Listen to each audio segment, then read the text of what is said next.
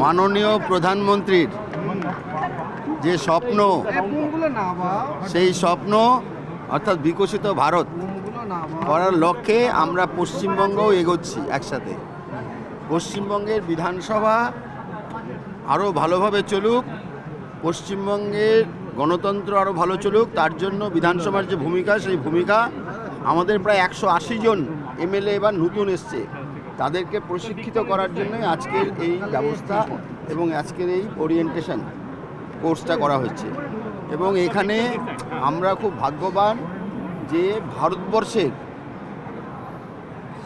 8-9টা স্টেটের স্পিকার, যারা টপ লেভেলের স্পিকার, তারা এসছেন, সঙ্গে লোকসভার স্পিকার এসেছেন, রাজ্যসভার চেয়ারম্যানও এসেছেন এখানে, এবং আমাদের কেন্দ্রীয় পরিষদীয় দলের নেতা মানে মিনিস্টার তিনিও এসছেন। আজকে সেই পরিস্থিতি হচ্ছে, আজকে শুরু হলো, প্রথম ইনাগারাল সেশন হয়ে গেল, এরপরে টেকনিক্যাল সেশন শুরু হবে আগামীকাল একদম মানে লাস্টে, যেটা বিকেলে আমাদের বিধানসভায় শেষ হবে প্রোগ্রাম। হ্যাঁ, লোকসভার অধ্যক্ষ যাবেন, রাজ্যপাল যাবেন, এর ফলে দুজন রাজ্যপাল থাকবেন কালকে। এর ফলে বিধায়কদের আলোচনার মান অথবা বিধায়করা যেভাবে করেন এর অনেকটা উন্নতি হবে বলে আপনি মনে করেন স্যার? এটা উন্নতি হবেই, কারণ প্রশিক্ষণ এমন একটা জিনিস, প্রশিক্ষণ হলে মানুষ ডেভেলপ করে, আমরাও ডেভেলপ, আপনারাও ডেভেলপমেন্ট করেছেন।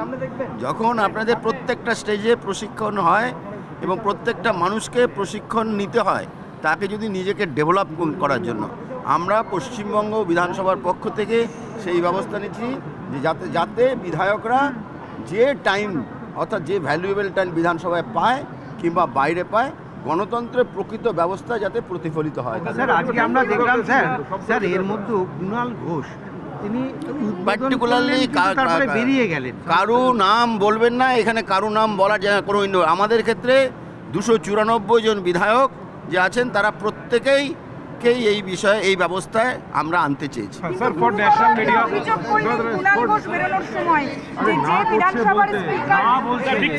বিধানসভার স্পিকার কণ্ঠরোধ করেন, তাই জন্য তিনি শুনবেন না। আমি পুরনো কোনো কথা বলতে চাই না, আমাদের বিধানসভা চলছে আইন অনুযায়ী এবং গণতান্ত্রিক ব্যবস্থার উপরে। আজকে বিরোধীদের যে সময় দেওয়া হয়েছে, দলীয় অর্থাৎ ট্রেজারি বেঞ্চে যাদেরকে সময় দেওয়া হয়েছে, তার থেকে বেশি সময় দেওয়া হয়েছে আলোচনার জন্য। Thank you so much, thank you.